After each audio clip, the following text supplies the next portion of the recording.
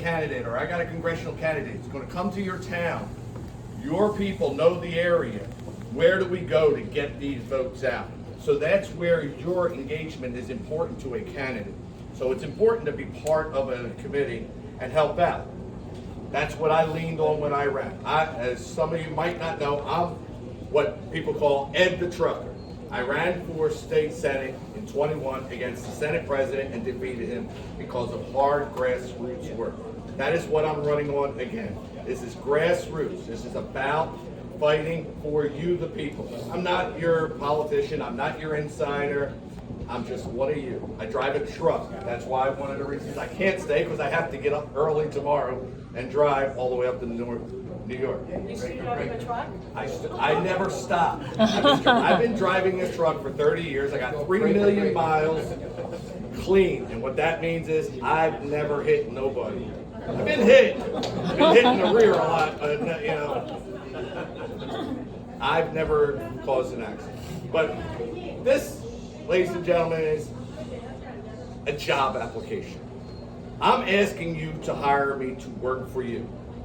I'm coming to you to ask for you to hire me. That's all it is. I'm not here to be your savior. You can take care of your own life. You can figure out what you need is best for your life. You don't need the government telling you. What did Ronald Reagan say? The scariest words is, "Hi, I'm from the government. I'm here to help." It's scary. You don't need the government. Yes. You need them to get out of the way. You need them to move impediments in your life, whether you own a business or your home or whatever. Regulation. One of the things I did when I was in the Senate was I stole President Trump's idea. He went and was elected in 2016, and he went and came in and said, hey, for every one regulation, we're going to get rid of 2. Well, I proposed the same bill in the Senate. I think it's a great idea. Let's cut the regulation. It's one of the greatest things. Now he's talking about, let's have a Doge program. Well, I was already kind of thinking that on the scale, so, hey, I'm going to steal another thing. I'm going to be in New Jersey Doge. We are going to get rid of the corruption and waste. In New Jersey, there is an abundance of that. Again, as Chairman said, we went from 35 billion to 56 billion. Has life gotten better? No. It was. It's gotten 50 chances, still getting worse and every day. It gets worse. Nothing's gotten better. So where'd that money go? Follow the money. Right. Follow the money. There will be your answer. But one of the things that I will do on day one that a governor can do, as Grace mentioned, one of the most powerful governors in all the country, I'll end sanctuary state. That will be done. Criminals will be arrested and locked up. And if they are illegal, we're going to help ICE get them out. Yes. That's bottom line. Because also, with them being criminals, they're a burden on our finances. They take from you and me, and that's a burden on us. We don't need that. So that's going to be day one. The wind turbines. If President Trump doesn't already do it, they're gone. I'm a nuclear guy. And I also believe in the SMRs, which is small modular reactors. It is a new science and it is developing. But one of the things that most people don't know is, because part of my district was Salem Nuclear Plant, which we have 3. They already have a license to start a 4th nuclear plant, but they're not doing it because Governor Murphy wants to do the wind turbines. We already do over 40% of our power through nuclear. And with another plant, we could end up to 60. And that would cut your rates. Because I don't know about any of you, but my power rates have doubled. And I didn't change how I live, but my prices went up. So with that, I would like to take any questions you have. And I think you read our mind. Your speech actually covers many points that we were going to ask you. However, I want to open this up to open Q&A to see if anyone has any questions. You can raise your hand or you can come up here. Yes, sir. You have a motorcycle, right? Yes, I have a motorcycle. I ride a Harley Road King. And I put on the fairing, make New Jersey great again. Yes, sir. So we have the highest property tax. Yes. Insurance rate. And you know why you have the highest property tax? Schools. Yeah, so what will you do to help? I want to bring the schools back to the power to the people. Jersey was a state that was developed on home rule. We want to run our own lives. We don't want the central government telling. So we have an immense bureaucracy in New Jersey. The state education department just siphons money out of you to pay for their, staff and to pay for their pensions and their health care. You don't need to worry about that. Let's put the power back into, make it more of like a county centralized. So you have a county freeholders commissioners who run it. They can, and you can still elect your superintendents. One superintendent for the county who has sub-superintendents that run the school district. And they answer, and that will take less money on you. We got to get away from the tax burden of being, in most towns, taxes are decided on the budget and not your home. They don't care what your home looks like or how big or how small or anything. They look at their budget and say, well, it went up 5%, so we're going to raise your taxes 6%. That's what they do. That's got to stop. But one of the things we can do in this state that will alleviate your problem is no different than if you go to a shop and you go and order something and there's one or two people, it costs a little more. But if there's 10 people all buying the same pie, it costs less. We need to bring more people paying into the pie, and how we do that is by cutting our corporate tax and our business taxes to be in line with the people around us so we stop losing the businesses. Yes, ma'am. I was just here from North Carolina. They don't have any school tax. It's possible we can do this here. Their property tax is so low, from I don't see why these things can't be done. I don't know. My aunt lives in South Carolina. She owns a property of 5 acres with a 3-story home. You know what her property taxes are for the year? $250. $250. $200, not a quarter, not a month, a year. But tell the people who are paying $10,000, $15,000. Tell the family who lived in their home for 30 years, the husband and wife who's lived there 30 years, paid their mortgage. Now they're collecting Social Security or their retirement, but their taxes is $15,000, but they're only bringing in $10,000 or $12,000 a year. Now they can't even pay their taxes. They can't live. That's got to stop. Yeah, we gotta stop this because it costs about $20,000 when we live for $1 million house, but in North Carolina, $3,000. Right? Same time. Right? And they go and say, oh, well, we have the best schools. Just because you say we have the best schools doesn't mean it's true. Right. We don't. It's a proven fact that our kids are not getting the proper education. Right. It would be one thing if they were the best in the country, but they're not. And it's a lie. And we got to stop lying to ourselves and stop letting them lie to us. And that's where I'm just a truck driver. I'm not a politician. I'm not a businessman. I'm not a lawyer. I'm here to represent you. Because me as a truck driver, like I said, I got a great driving career. I get it every day. I get emails saying, come drive for us, come drive for us. I can go anywhere I want and live. But I choose to stay here because 1, I was born and raised here. 2, my grandkids are here and I'm not leaving. I'm fighting for them and I'm fighting for you. Anybody else? Yes, ma'am. We need a Doge in New Jersey. That's what I said. I said, yep. Doge for the state of New Jersey. Yes, ma'am. So once you become the governor, are you going to form a committee, like a government efficiency committee? Well, yes. But see, I was already thinking on that lines. I was going to have my lieutenant governor get involved. Yes. You're going to call it. Oh, absolutely. New Jersey is one of the worst states when it comes to government employees per Ratio. citizens. Yeah. And we have to cut that down. That's your money that costs, and that's a waste. We have to be more efficient. Like the DEP department is, they have thousands of employees, but nothing gets done. But they keep bringing out these new regulations, and that's another problem that I learned being in the Senate was the legislature cedes the power to unelected bureaucrats to tell you how to live. They go and decide well, we're gonna make this policy and this policy, and you get no say in the matter. Because they're not elected, they have a government job and they're protected and they don't care. You can complain all you want, that's gonna end. Yes, ma'am? Question. So if you have a Doge in New Jersey, right? So how could you fire someone who is the seniority in their department but is not efficient? We'd phase them out. We'd Ah, phase we- out, we have the phase out their seniority. job. We'd phase them out, buy them out, phase them out, but we would shrink government. That's my plan. As governor, I will shrink government.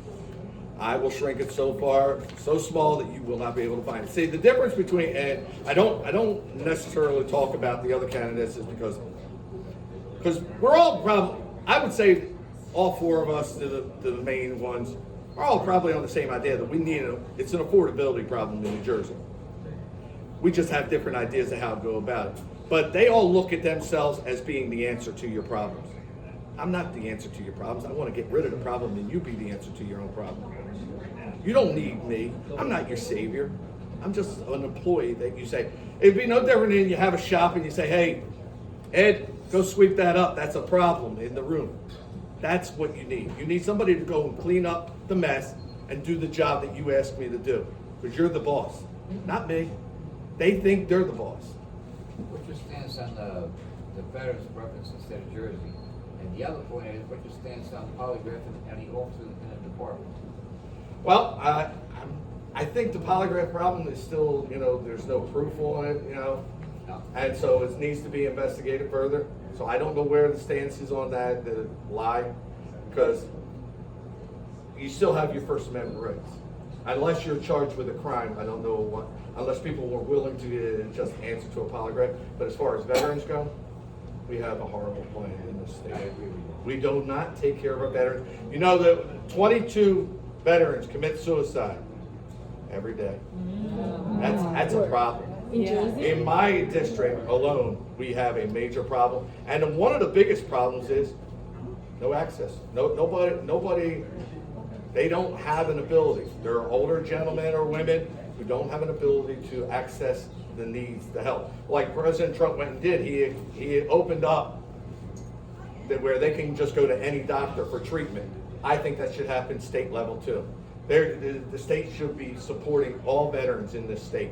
We're worrying about providing abortions for illegal aliens or college for illegal aliens or housing for illegal aliens while we have men and women who served our country and are just thrown out on the street. The only thing that listen, I mean, I see it because if it was my way, I'd be a little different too. Veterans, okay, they take the test, they get a certain amount of points on the end of their civil service. Granted, I never used it, okay? But I had a lieutenant come to work, female. Oh, I don't feel like working. I need a vacation. Picks up the phone, calls the service, the commander. I need papers. I want to go away for 3 months. See, that's the kind of bullshit that has to stop. When you have, Oh, absolutely. yeah, that's what's going on in the state. And I don't care what branch you are in the Navy. We all go for the same country. You all, doesn't matter if you're a Marine, if you're a Navy, Army guy. Well, Doesn't matter. people abuse the system. That's what it is. And the political machine in this state are letting it happen. It is. Well, we got to get back to the no nonsense. It's simple facts, and you just have to hold people accountable for their job. And that's the other problem. This state is not answering. They're not accountable to you. Yes, ma'am. How about the unions? Well, I'm not an anti-union guy. I work for a union, but I don't think the union should get preferential treatment either. I think every individual should have a right to work. And if you want to belong to a union, belong to a union. If you don't want to belong to a union, don't. I've done both. I've been union, I've been Teamster, and I've not. For example, the teachers union was very. I think the teachers, the NJEA, I have a problem with. And I'll tell you that right up front, and they know it. I will not, first off, I don't even go and apply for their endorsement. I don't want it. I think they're a horrible people. It's not the teachers. It's the establishment, the bureaucracy in the NJE. It's not the teachers. I had a teacher working for me. She was a retired teacher. I leaned on her when it came to education. I had 4 ladies in my office, and they were basically my backbone. we could help, and I could bounce the problems off on them, and Maria was a great help.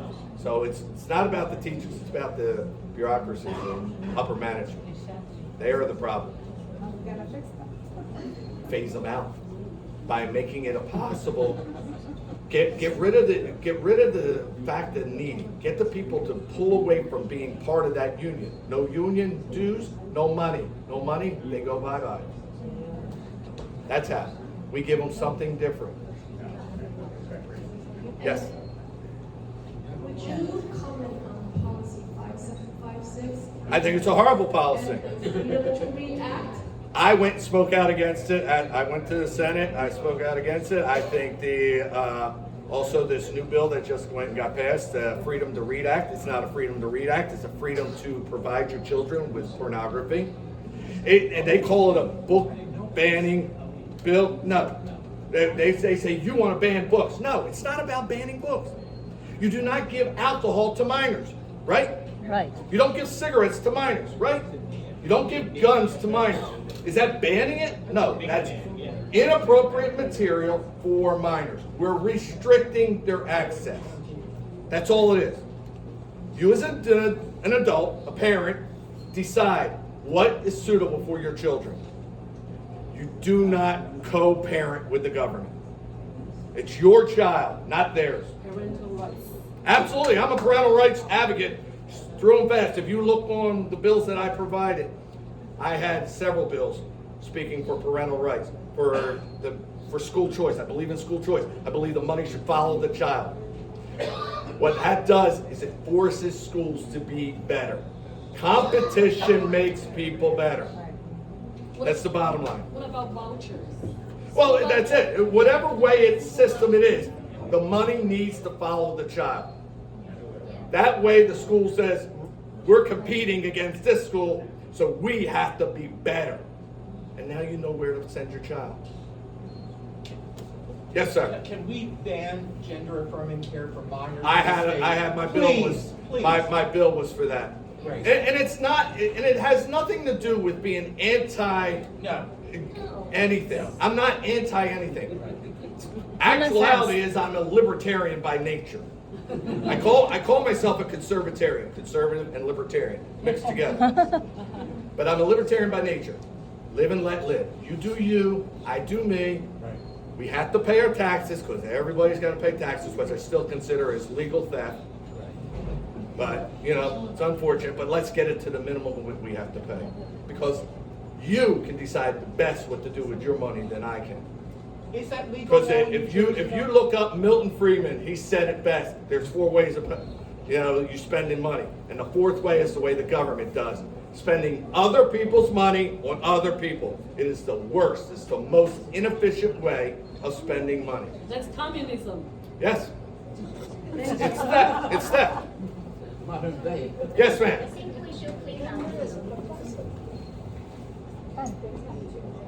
think we should, clean up, education department in New Jersey. They made a policy that, like, parents not even aware, like 57, 56, or whatever, they just passed. Well, first off, they. Put in the law, and then no parents. But first off, it wasn't even a law. It was an advice, and school boards pushed it through like it was a law. 57, 56 was just an advisement by the Department of Education, which first off, again, like I said, I don't think there should be a federal Department of Education or a state Department of Education. I think those are horrible ideas because that is centralized government. What somebody in how they live in Trenton can't decide how you live here in Edison or how you live in Hoboken or how you live in Vineland. You know how to raise your kids. You will live in a different community than somebody else. You know what's best for your children. So it shouldn't be one size fit all. And that's the problem with centralized government. It's one size fit all. It's great when you want equal rights. Yes, I believe in equal rights. But that's a different subject. Yes, ma'am. Yes, once you start to reduce the state employee workforce, right? I'm sure you're going to face a lot of resistance. So how you can handle that? Well, there's going to always be resistance in anything that's changed. Change by nature is an uncomfortable feeling. Me, myself, change was uncomfortable. I went from changing, from one job to another. It's uncomfortable. We all get into our habits. But when you show the positivities of change, people will get on board. You show what's going to come out of the results of change. I'm talking about the resistance coming from inside of the government. Well, they're not going to have much of a choice. They're not going to have much of a choice because government runs from the top down, and they're going to have to follow suit. They want to work in the government, and like I said, part of how you reduce government is phasing out. You phase out jobs. Yeah, because there's a lot of resistance from, for example, the state union, the work union, and also teachers union. But again, that's why I said I want to move the Department of Education out of the state's control and make it a local. So the state doesn't, you'll have a state curriculum that, a minimal guidance of English, math, reading, of abilities. And that has nothing to do with DEI, has nothing to do with all that other crap. It has to do with just the basic learning skills. Just your basic skills that you need to do, like I did when I was in school, that you have to meet the minimum requirements. And then let the board in each municipality decide what added to goes to there. And then they decide how they spend their money. But if you shrink that, you end up saving money. Yes? Okay, I think there was a very common concern among all the Republicans. So when someone, like any candidate like you, when they come out, they always do the sweet talk. But then when they got elected, they all become rhino. You're not mistaken. No. She's not mistaken, because that is what you hear from a candidate. They will come to you and they will give you, I'm going to do this and I'm going to do that and I'm going to do this, I'm going to do that. And then when they get in, they're like, I'm sorry. Talk to me in a few years when I'm running again, and then I'll tell you again. No. When I got elected, when I was running, I said, this is what I'm going to run on and this is what I'm going to be about. When I got elected, I went in office and I presented bills exactly what I said. I fought for things exactly what I said, and I always will, because I'm not owned by anybody. You'll hear it right. They'll tell you, say, Ed, well, he's not a credible candidate because he can't raise money. Because I'm not bought and paid for. I depend on people like you to support my campaign. You don't need to give me $1,000. You can give me $100. You can give me $50. Hell, I got a book that I wrote. If you send me $50, I'll give you an autographed copy of the book. And I think that's at least you're getting something for something. But I don't owe nothing to anybody but you, the people. That's who I owe. And that's who I will work for. Well, that's it. And again, I don't do this because I want some fame, fortune, or anything. I was living a good life. I was fine driving a truck, doing what my thing. But I did this because I'm tired of seeing people taken advantage of. And the other guys, they can say what they want to say, and they have. But the proof is in the pudding. I have a voting record. I have a bill record. You can go and say, well, Ed said this. Let's see what he voted on, and let's see what he put in the office. And that's exactly how I said, how I voted, and what I presented. All the same. So I don't just talk out. I actually walk the walk. You can talk the talk, but I walk the walk. Yes? So, thank you. So because it's 5:15 already, we supposedly to have started dinner at 5 o'clock. So we have two questions. Two questions, okay? Last question. And this I was one just going to first. ask, when you talked about the superintendents, they're usually the highest cost. They are. Employee of. Well, you know that one of the guys running on the Democrat side, Sean Spiller, makes almost $500,000 a year. So what would be your structure, to Well- at least keep the quality still exceptional in New Jersey? Well, without, I don't think the superintendents develop the quality. I think it's the teachers that develop the quality. I think the superintendents are just managers of a system. And that's why I say, we already have a county government. We pay, the county pays the county government. We have the commissioners, freeholders, I still call them freeholders. Yeah, but we already have a county government. The county government can administrate how things are. The Board of Education, the local board can administrate. You just need a basic manager, and that's what your superintendent is. You don't need all that frills behind it and just running up the cost. You're the average superintendent in New Jersey, and we have 560 municipalities, 560 superintendents. Why? Why? And you know the average, and this is the average because the average is usually a middle of high and low. The average is $195,000 a year. Now that's not counting their staff, their insurance, all their benefits, their vacations, everything. $195,000 on the average. There are superintendents making 3/4, $250,000 to $360,000 a year. Now there's some of the superintendents in my district make about $80,000, $90,000, but I live in a poor district. That's way down the side. One Yes. last question. Mr. Ed, we are at least have two common. You drive truck, I drive truck. You ride a motorcycle, I ride a motorcycle. My question is, after you, as a Are you here to take my job? As a small business owner, after you being elected, do you have any plan for benefits small business? Well, that's why I said I think our tax structure in New Jersey has chased out our business, has crushed them, has destroyed our small businesses are the backbone of this state. Through and fair. They are the backbone, and we've lost over 1/3 of our small business because of Governor Murphy and the Democrats tax and spend, tax and spend, tax and spend. We need to bring our taxes down in line with the surrounding areas. We need to draw business back because it's very symbiotic. It's simple. The more businesses, the more jobs. The more jobs, the more state revenue. The more state revenue pays into the pot, the less it is on you. Simple. It's basic economics. Just look it up. It's Milton Friedman, Thomas Sowell. Read the books. It's very basic. I'm not a genius. I'm stealing from them. Simple ideas. Thank you. Yeah. All right, so thank you, Senator Durr. And if anybody wants, I left some cards Yeah. that you can read about me, and it's very easy to look me up. edthetrucker.com. Very simple. edthetrucker.com. And like I said, I have a book that I wrote about running for, I beat Senator Sweeney. You can read about it. You can learn what I did in the office. And it's a donation to my campaign. And I will autograph it and mail it to you.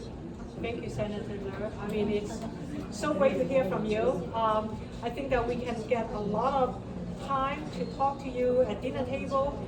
Are you Unfortunately, I have You to. know? I have to go because, like I said, I got, first off, I got 2 dogs I got to walk. I have pit bulls, and they do not like it when I do not walk. So I have to get there walking, and then I have to get up early for work tomorrow because I got to go up to New York State. Thank you so much. Thank you for so much for coming so far away from our gathering. We really appreciate your time here and for you to share your vision for the New Jersey and also to answer the question we have. I think that we really like you because you speak our language. Well, again, this is a job interview, and I think the least a person should do for a job interview is come and answer your questions, face you face to face. That's the bottom line. Would you hire anybody over the phone, or if they sent their surrogate in place of them and said, hey, hire this guy? No, you want to talk to the person and know who that person is and get a feel for who they are. So, this is a job interview, and I'm applying. And I think I'm the right guy. You did an excellent job. All right. Real quick. If you had one sentence to say to the next generation, what would it be? Get engaged. Get engaged. Don't let them tell you what to do. Get engaged and make your voice heard. Yes, and That's great, great advice. Great advice. 结束了，结 Let's 束了。 give Senator Durr last round of clap, and then thank you so much. Thank you. All right, thank you, everybody, and thank you for coming out tonight. Gordon, Grace, Linda, this is great to be here, and I hope to see you all again. I will be at that. Let us know how we can help you. Oh, Yeah. absolutely.